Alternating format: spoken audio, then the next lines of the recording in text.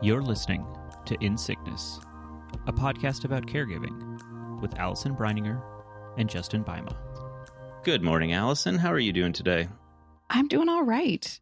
We have had even more loss, if you can imagine that. But we just got back from Indiana where we spent a week because Sean's uncle very unexpectedly and in a really terrible, tragic way passed away. And so we just got back from there. And then we have another friend whose wife had FA, which is what Sean has, who she just passed away. And so we have another funeral this week. So it's kind of like what we do these days is go to funerals. But I think, you know, it's like I don't know. I don't want to say we're like building a muscle, but I don't know. It's something like there's something different about like when you haven't gone to a funeral in 3 years and then you go and versus like doing it a lot.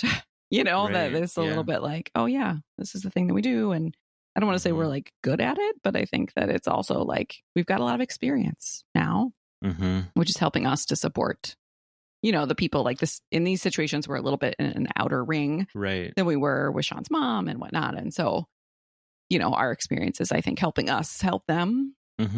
So anyway, that's kind of a season that we are in and that I hope that at some point we can get out of, because this is our sixth death since October, which is like, what, 8 months. So that's too much.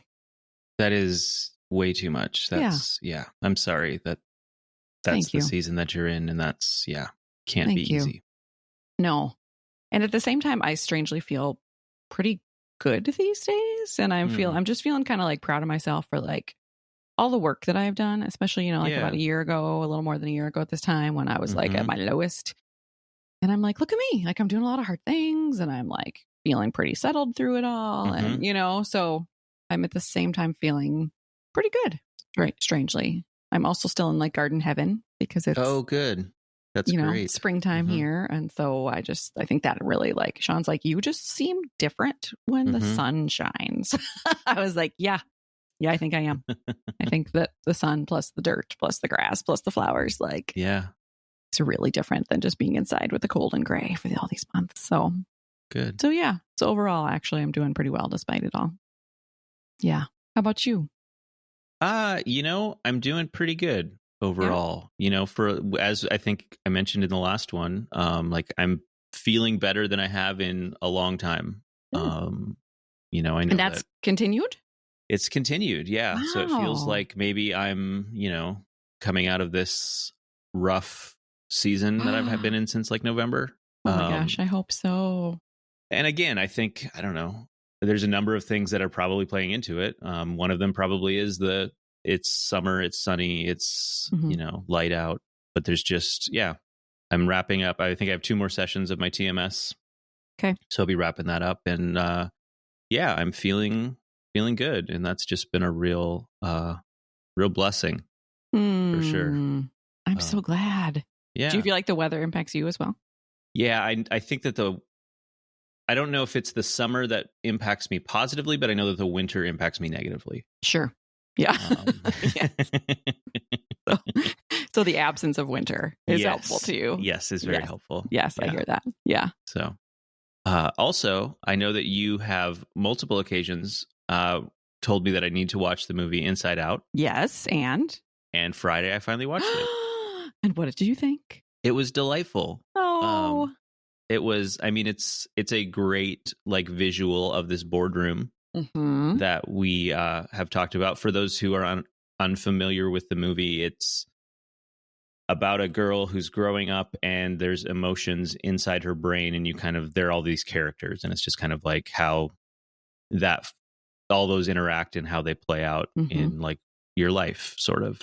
Yeah, and I mean, I cried. It was cathartic. It was just a real enjoyable experience. I'm so glad. So thank you for the recommendation. You are welcome. Yeah. So, you know, that I think we were both thinking about this, that like we've talked about a lot of emotions over the episodes. We've talked about resentment. We've talked about guilt. We've talked about loneliness. We've talked about grief. But we haven't really got to anger. And anger is one of the characters in the movie. And I think that might be something good to talk about, because I think that anger is something that comes up. I think that anger is something that we are conditioned to think is a negative emotion, Yeah. to think that we should not feel that way. And I think that it's, again, important to remember that initial emotions are neutral, and it's what we do next that can be positive or negative, maybe. Sure.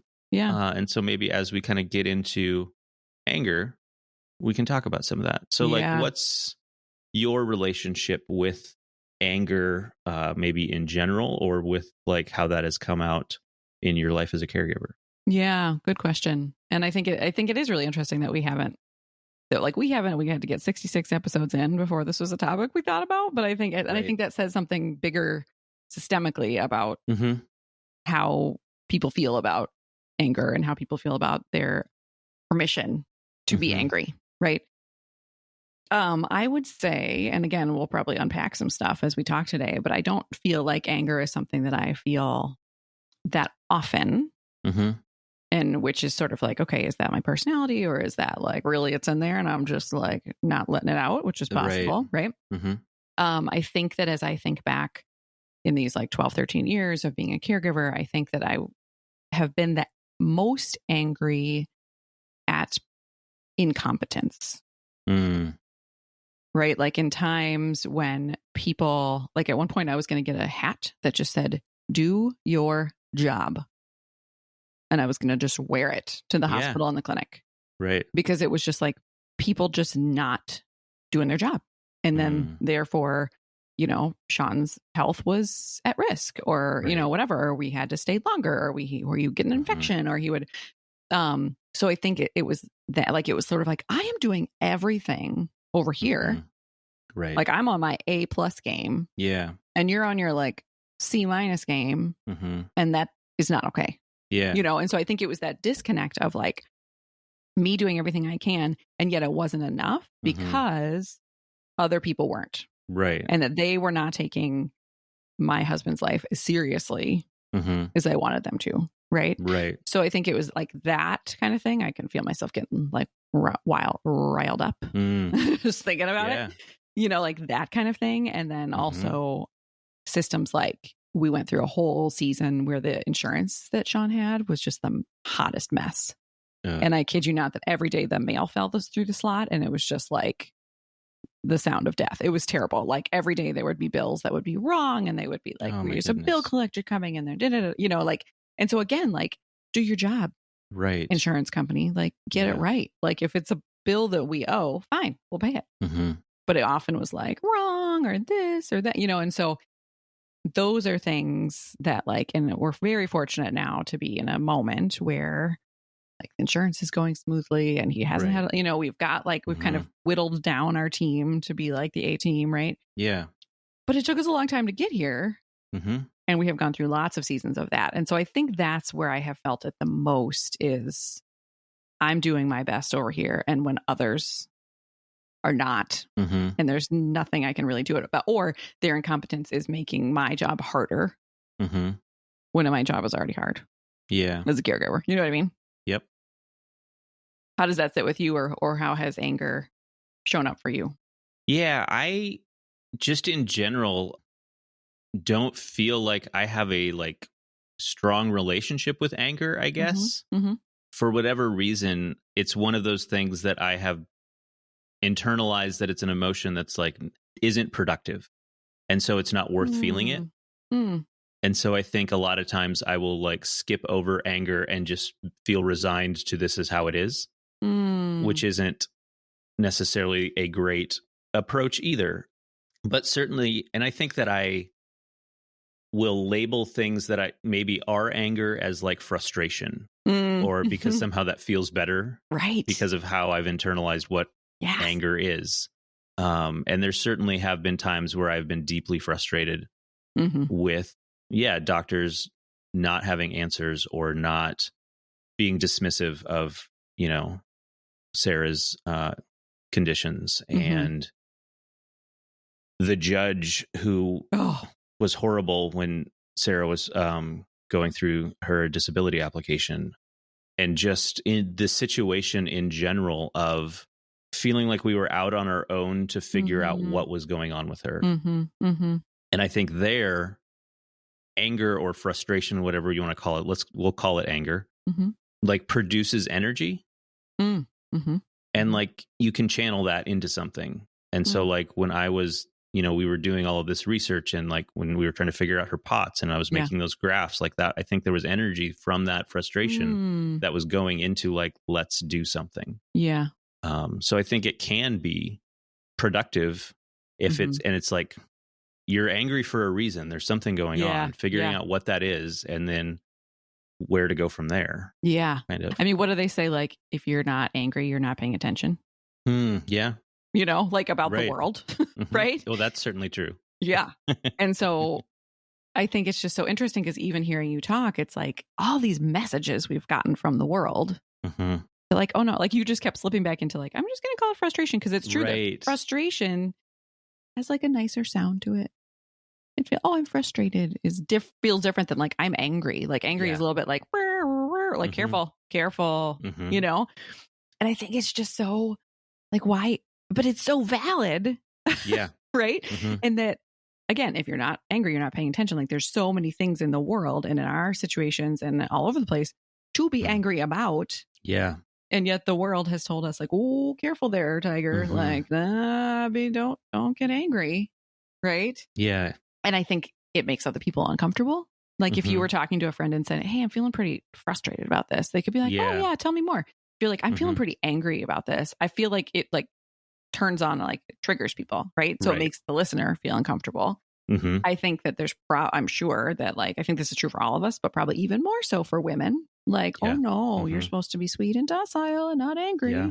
Right. And I know certainly that people of color like do not have the grace to allowed to them to be angry.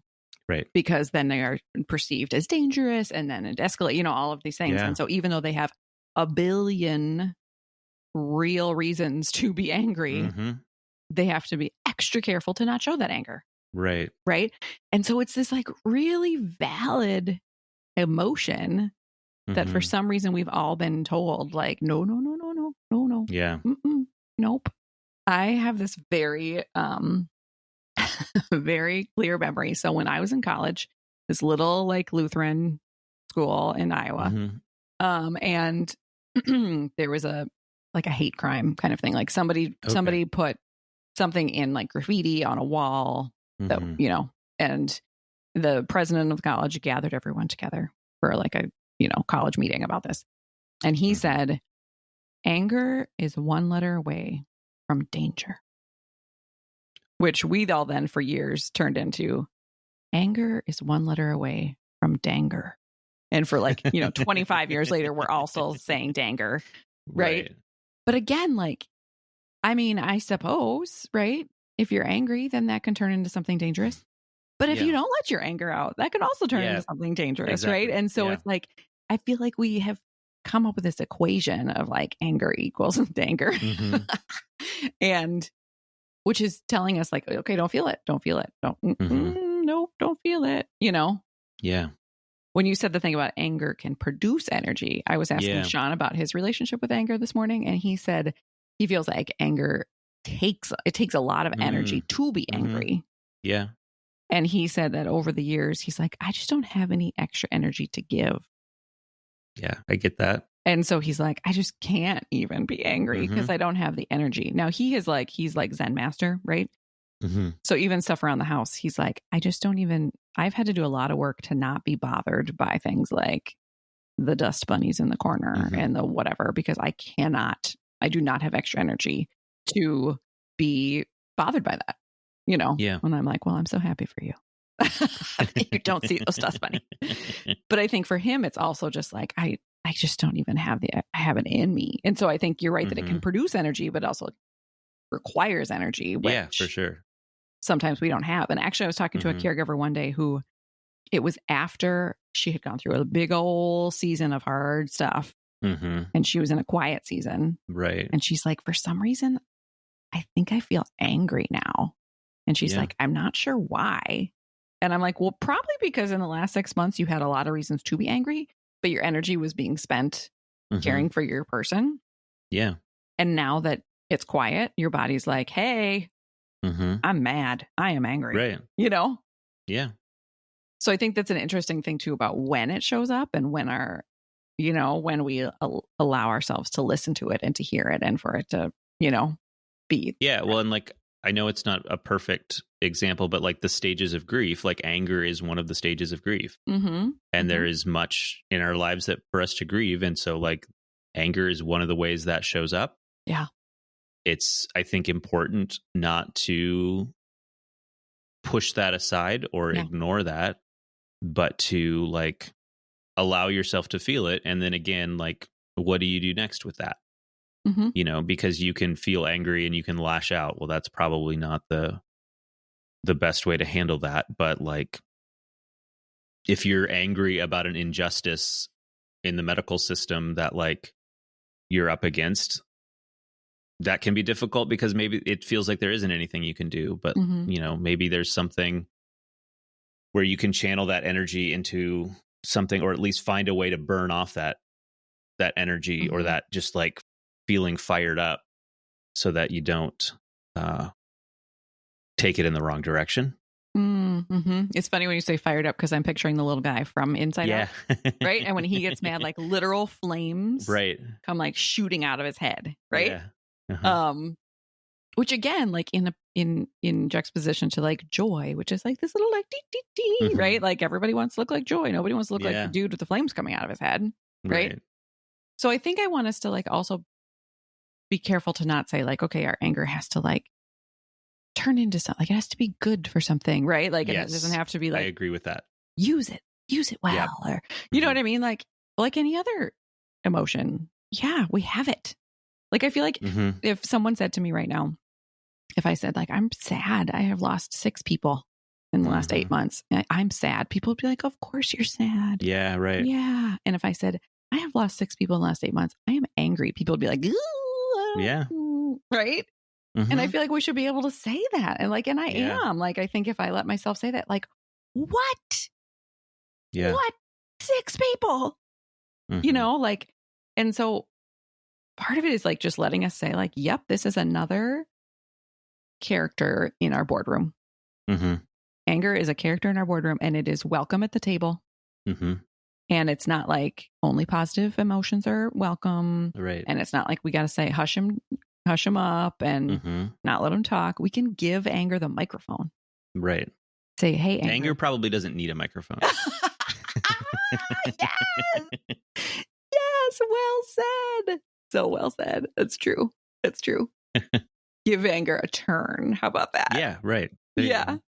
For those of you who maybe are newish to the podcast and haven't heard us talk about the boardroom, this is a concept. So it's in therapy, it's a concept called the internal family systems is the official name of it. And it's essentially that all of us have these different little characters, our emotions, and the way that I picture it in my head, and everybody kind of pictures it differently, is a boardroom, and that we each have these different emotions. And so what I like to do is to like go in and just like pretend that I'm walking into the boardroom and I'm like, okay, the mic is open. Like, who wants to talk today? Who's got something to say? And then like, let's say anger walks up and then we turn off the mic, right? So that we don't have the feedback. And then, hey, anger, what's up? What do you want to say? Because what I was finding, just as a little bit of background again, is that I was finding that panic was in the boardroom. I was never letting it talk. So then in the middle of the night when everybody else had gone home from the boardroom, that's when panic was like, ta-da, it's my time, right? And so I think to recognize that anger's there. Yep. It's at everybody's table. And sometimes we need to just say, hey, anger, what's up? What are you thinking? What's going on? And to say, is there anything that we can, what might help? Right. And sometimes that might be like finding a buddy at the table, like maybe compassion. Yeah. Hangs out with anger and says, hey, anger, yeah, I hear you. And I'm going to walk along with you. Maybe it's noticing that, like you said, like grief is right there holding hands with anger, and those are connected. And so it's just like not saying that like any of the members of the boardroom are better or worse or more important or more welcome than others. But I think that that's a lot of work for us, because I think that we have all been told that anger is like, don't let him come. Don't let him speak. You know, isn't it interesting that I keep using a male pronoun for anger? Yeah. I mean, that's what it is in the movie, but I think also, I don't know. Anyway. Yeah. Yeah, go ahead.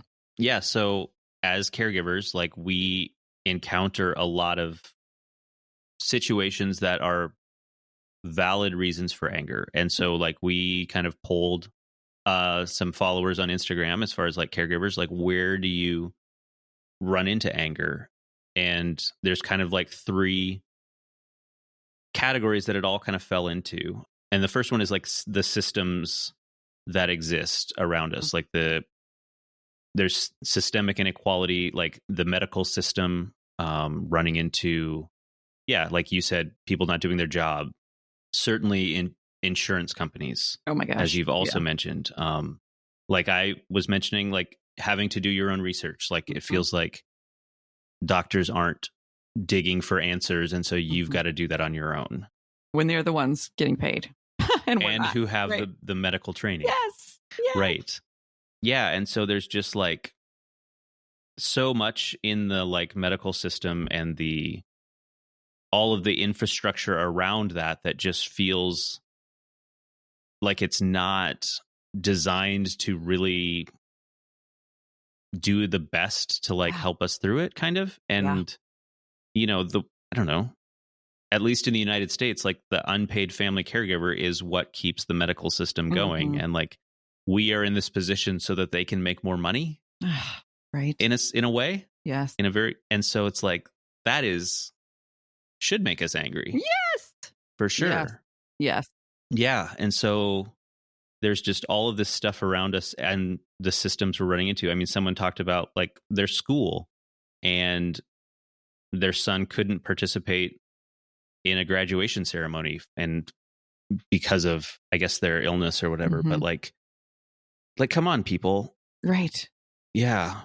Right. There's just, it feels often that we just bump up against a lot of the systemic issues in the world, in the medical system. And I'm sure that others, you know, encounter that as well. And, you know, I'm sure there's like an intersection between like, you know, intersectionality between like people of color who are also caregivers, absolutely. Like in a huge way. Absolutely. So it's like, yeah, the system is a big reason to get angry. Oh, for sure. And I think that's so important that we acknowledge that I understand that I'm a person who has insurance and all kinds of systems of support. Yeah. And my skin color is in my favor. Right. Yeah. And so I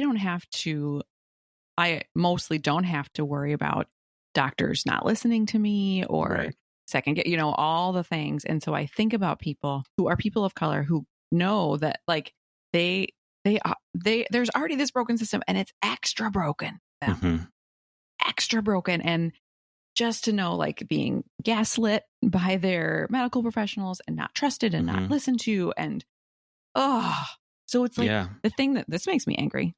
The thing that makes me angry here is that like caregiving, even if every system was perfect, beautifully perfect, this would be so hard. And so it's already so hard. And then there are these extra things that happen that make it harder. So here is this time when we need more support and the most beautiful, helpful system, and we don't have it. Yeah. That's the kind of thing that makes me angry. Right.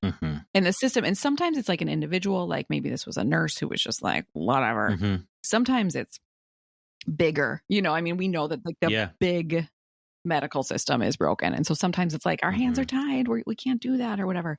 You know, my friend Liz, who was on the podcast a while ago, whose daughter passed away, Maya's friend, she is now spending time in the midst of her grief and caring for her 3 children who have the same disease, trying to educate the people in the pediatric intensive care unit who really did not do a good job in Gianna's final weeks and months.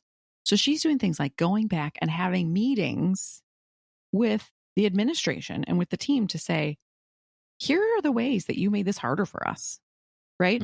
So this mom who, like, this is not the way she should have to be spending her energy. Yeah. And good for her that this is a one way that she is, because she doesn't have to. But this is not the way she should have to be spending her energy as she is grieving the loss of her child. Right. Right. She should have been able to say, like, this was the hardest thing I've ever gone through, and I felt beautifully supported by the system around me. Mm-hmm. Mm-hmm. And I think that's very often not the case. Right. Yeah. Mm-hmm. Yeah. Oh, I'm getting worked up. It's good. Anger. Yeah. There it is.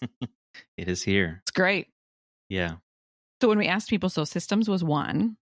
Yeah. And the other big one was people, right? Mm-hmm. And obviously there are people in the systems, but it kind of broke down into people that they knew, like maybe their friends, their family, their doctors, and then strangers. There were a lot of people who had comments about strangers saying dumb things. Yeah. Right. And so, like, if we look at some of the things like negative judgments from non-caregivers about their caregiving. Yep. Bright siding. We talk about that so much here. Minimizing, saying things like, well, at least, right? Can we do a public service campaign about that? I mean, come on. Yeah, just people taking advantage of their person when they're vulnerable. Oh, yeah, that's infuriating. When relatives judge my devotion and decisions in caregiving. When because my person has improved, people diminish that things are still hard. We have talked about that. Yeah. When I get asked, why do you need a break? Oh my goodness. I'm getting angry. Unsolicited advice from people not in the know. Right. Strangers blaming her husband for the accident that he was in. I mean, what? Yeah. Mm-hmm. And so part of those, like, strangers, like, come on, strangers. But also I think it's extra hurtful when it's people that you know, like if it's a family member who's like, you're not doing it right. You're not doing it enough. Why do you need a break? Da, da, da, da, da. Like it just, it's so many reasons to be angry. Yeah. And hurt. And I think when I looked at all of these responses, and it was funny, I kind of thought this would happen. We put out the prompt. Yeah. And I was like, a little bit later, I was like, I'm just going to check back, see if anybody's responded. Boom. Piles of answers, right? Right. Yeah. People did not have to like sit and ponder this question, right? They were like, oh, you want to know why I'm angry? I'll tell you why I'm angry. Right. It's like there are wounds that are like still there and like raw that instantly, yes, I know exactly this happened and I felt angry. Yeah. And they haven't been asked that before. Right. People don't, like we said, we don't talk about anger. And so probably people haven't said, what makes you angry? And so they were like ready. They were like, yes, please. Yeah. Thank you for asking.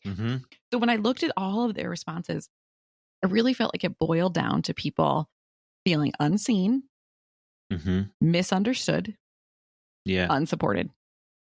Yeah. During what is the hardest thing that they have likely ever gone through, when they more than anything need support to be seen, to be understood. And instead of that, the systems and the strangers and the people in their lives are doing the opposite of that. Right. And so it's like, I was thinking, like, if your life is like hunky dory and you're just like going around along and a stranger says something stupid or a family member says something hurtful, like that's like, oh, dang. Yeah. But when you're already like kicked down and it's like the picture, have you seen this meme or whatever? It's like a little like drowning hand. It's like, help me. And then the other hand comes and just gives it a high five. Yeah. And then it goes like, do, do, do, do. Right. I feel like that's like this. It's like, I'm asking for help. And instead you're like, well, at least this. And then you're just like, really?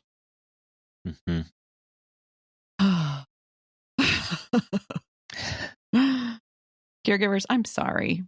I'm just sorry that the systems. And I want you to know that like one of the missions of the negative space is to change the systems. And that whether that is your medical professionals or your neighbors or whoever, that we understand that it's not enough for us to just support you individually, because then you're going to go out into the world and experience a whole bunch of other dumb people.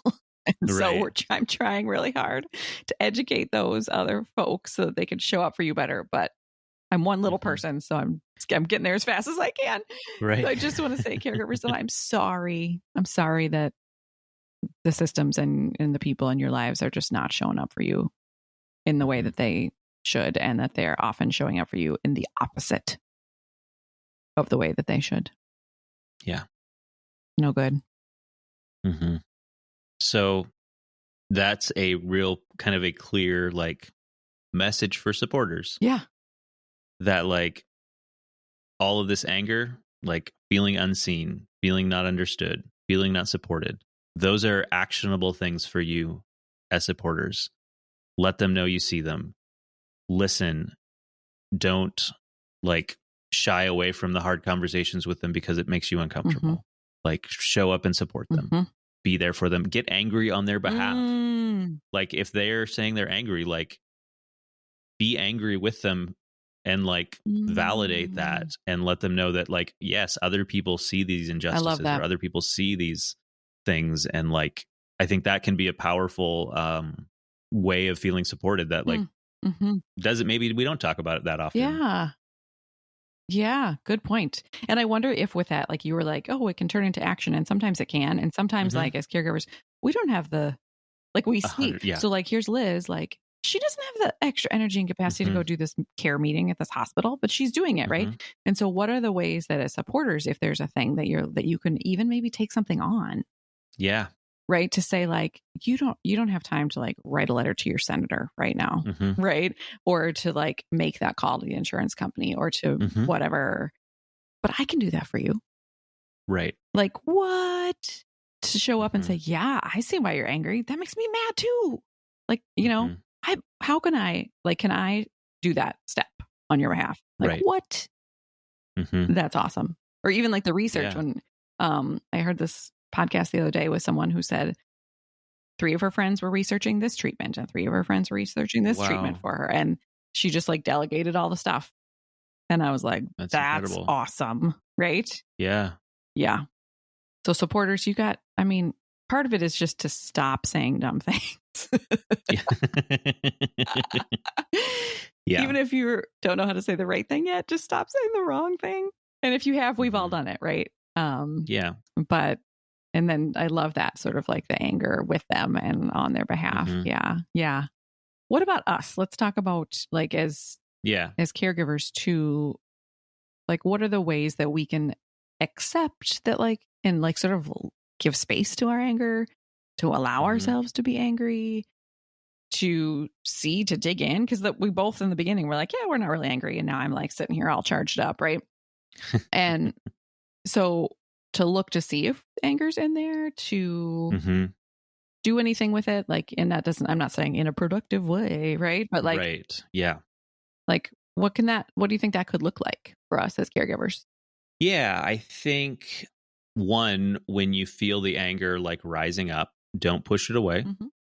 And obviously, like everything, there are, maybe you're in a situation where like you can't let yourself get really angry in that moment, but that's, put a pin in it, check back in with yourself later. And then also like, again, we don't have to make this a productive thing, but like you feel angry, like inquire with yourself as to like, what is it that's making me angry?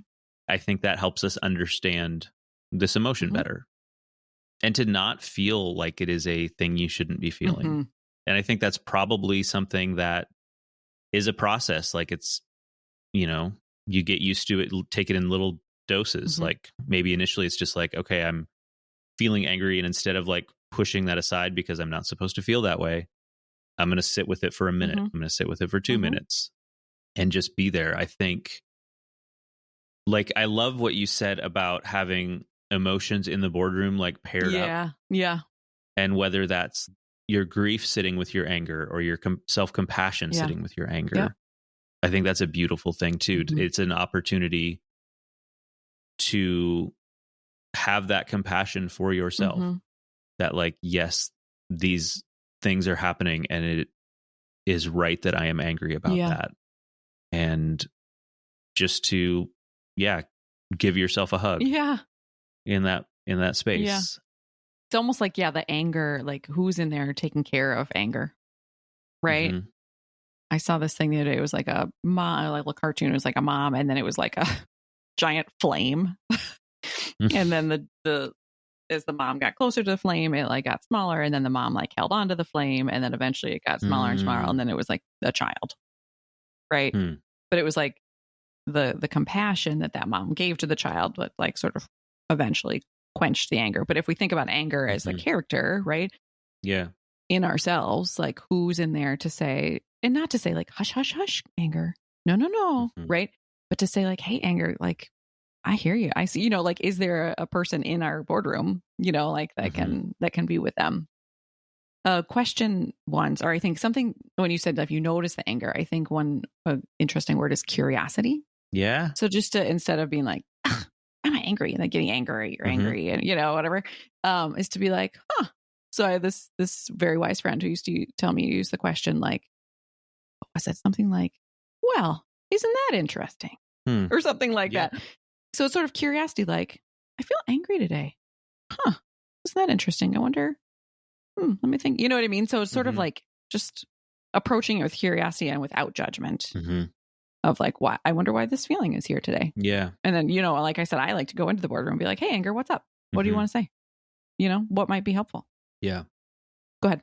Yeah. I was going to say, I think another thing that could be helpful is finding an outlet for that anger, sort of. So maybe like when you're feeling that way a lot, maybe it's some sort of physical activity. Maybe it's screaming at the top of your lungs.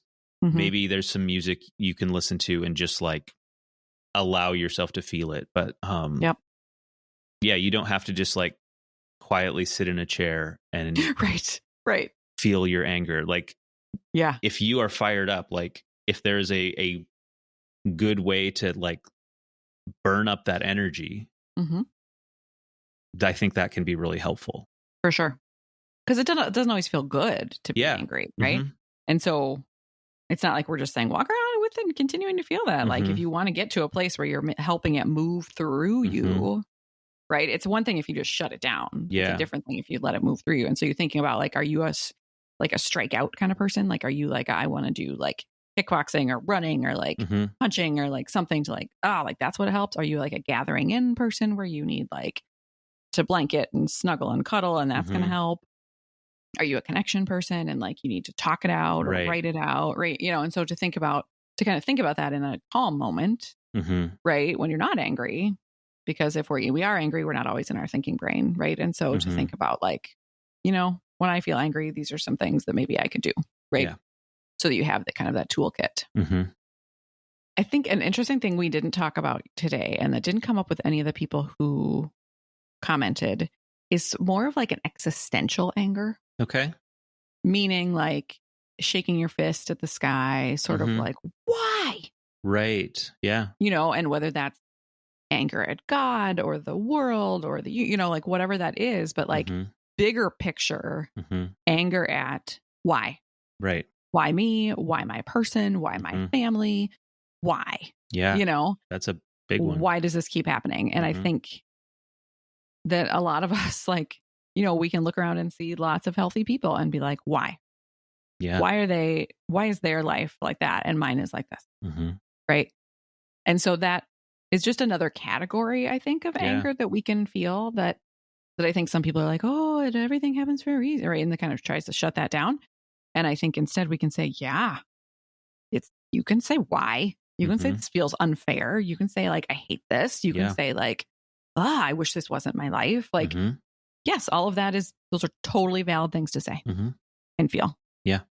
And I think we don't give ourselves permission to do that either. It's just sort of like, oh, this is the life we were given. And I am so grateful that this is my life. Nope. Right. Yeah. Yeah. It's almost like there's this, I don't know, some sort of fear that by being angry at the situation, we are, I don't know what the right word is, but sort of, I don't know if it's like failing our person or like somehow like we should be there to support them. And like, I don't know, there's a disconnect there. I feel like where that's part of the preconditioning is that this is a thing that's happening to them. We should accept that this is what's happened. This is our role and support them. Right. I think it's that the world tells us we should be like gracious about it. And we shouldn't complain and we should just say, yes, I like, like that very first support group I ever attended that like encouraged me to start the negative space was because all the caregivers at the table were like, I'm just really grateful that this is my life. And I was like, what? what? Yeah. And certainly there's room for gratitude. But I think that when that's where we stop, right? Mm-hmm. And think that that's the only member of the board, Yeah. like there's only great gratitude's the only person in your boardroom. What? Mm-hmm. No, like it could be one of them. But so I think that we're just conditioned to be like that. We're supposed to just say, we're going to fight this. And it happened for a reason. And I'm really grateful. And like, that's part of the script that we see other caregivers reading from. And so that we're therefore like, that's what we're supposed to say. We're not supposed to say, this is terrible. Yeah. And I'm really mad this is happening to my family. Like, you don't see that on people's Caring Bridge sites. Right. And if all of the caregivers are reading from that script, change isn't going to happen. Yeah. It's when we all like are angry. It's letting the people around us know, because maybe our friends and family haven't had to have this big of an interaction with the medical system, or like see how caregiving can be deeply unsupported. And letting others know, feeling that anger, like that's not that any one of us maybe can enact that change, but like if the millions of caregivers are vocally like upset with the system, like I don't know, that's where you can maybe start to see systemic change. Sure. And I think, we interviewed Aisha Atkins a while back, and she works for Caring Across Generations. Yeah. So if you're a caregiver listening or a supporter listening and you're like fired up to help with systems, like that's what they do. Yeah. Right. Like they are there at the like top government, like legislative level, like lobbying for change for caregivers. Right. Yep. So there are systems out there to do that.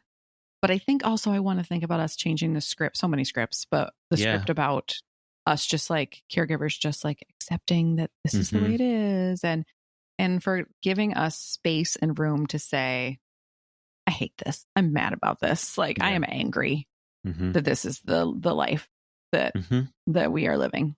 Yeah. And to be like, okay. And to not say, oh, but at least, right? Like, no, let us say that we're angry, that this is happening. Yep. That is one of the members at our boardroom. And I mean, like right now, like I am so grateful that I know you and that I'm doing this work and all of that. And if I had the choice, would I want Sean to be healthy? Yes. Yeah, absolutely.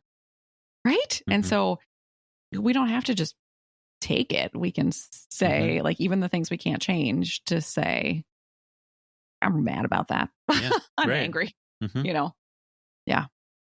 Caregivers, we are going to have a conversation. We're going to have a support group coming up. So where we'll get to talk about this. And so I have a feeling that we'll have plenty of fodder to talk about, and that everyone's got a long list of things that they are angry about, and justifiably so.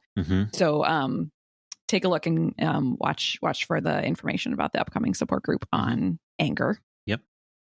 And let's all just kind of keep, trying to stick our toe in a little bit of just feeling our anger, acknowledging it, speaking about it if we feel like, just sort of flipping the script just a little bit. Not to give something, on your to-do list, caregivers, but it's maybe less work to like actually feel our feelings than it is to like shut them down. Right. Yeah.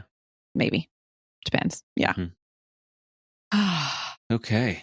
All right. Do you feel like worked up at this moment? Like like we both just took real deep breaths. Like that's the other thing. I'm just wondering, yes. Yeah. Yeah. What do you feel like you might do in this moment or today now that you got like kind of worked up? I think for me, I don't know. I might sit outside on the deck and just kind of like let it go through me. Yeah. I lean more towards the quiet outlets for things than like, punching something. Sure. Yeah. And I want us to say that like both are valid, right? Exactly. Even though it'd be like, look at sweet Justin just sitting on his deck processing his anger, as opposed to like, look at that person punching something, right? Yeah. Both are completely valid. Yeah. Right. One thing I wanted to mention quick is that someone at one point told me I should do like a feelings journal at the end of the night. And I was like, meh. But what I was doing for a while, and this is reminding me to do it again, is I was doing like nighttime yoga. And then when I would just be done and lying on the floor, I would go through my day in my head and then notice the emotions that I had at different times during my day. So I would be like, I started my day and I sat and I drank my coffee and I looked out the window. And during that, I was feeling blank. Mm-hmm. And then went to the doctor's appointment. And during the appointment, I felt blank. Right. Mm-hmm. And so it was really helpful to me to notice, like, first of all, like I go through so many emotions in one day. Right. But also to start to notice patterns. Like, oh, when these things happened, I often feel worried. Mm-hmm. When I'm around this person, I feel delighted. Mm-hmm. You know, like it just was really helpful to like name them all. Yeah. And be like, I did go through that. And then I felt angry, but it was just for these few minutes. But then later I felt, or like, so anyway, it's just kind of an interesting, and whether you're a person who likes to write or a person who just like thinks through it, I think it can be a helpful tool to just kind of notice and name the emotions that we go through in a day. So yeah, take it or leave it. But sounds good. Yeah. I think I am going to make sure I drink a lot of water, because I think that's another thing that I know it's sort of cheesy, but like when we go through hard things, like we just opened up a little Pandora's box here a little bit. And I think it's important to like take care of ourselves, afterwards. So I think I'm going to make sure I drink a lot of water and then go outside and be in the grass and the plants and a happy place. And okay. All right. Oh, this is good. This was I'm good. glad we talked about this. Yeah. And I'm excited to hear what other caregivers have to say about this. And we'll just, here's to being angry. How about that? That sounds good. All right. We'll talk to you later. Okay. Sounds good. Bye. Bye. You've been listening to In Sickness. Find us online at insickness.care or on Instagram at insicknesspodcast. You can send your questions and comments to insicknesspodcast@gmail.com. If you enjoyed the show, please share it with a friend or fellow caregiver, or leave us a review on Apple Podcasts. Thanks for listening, and take care.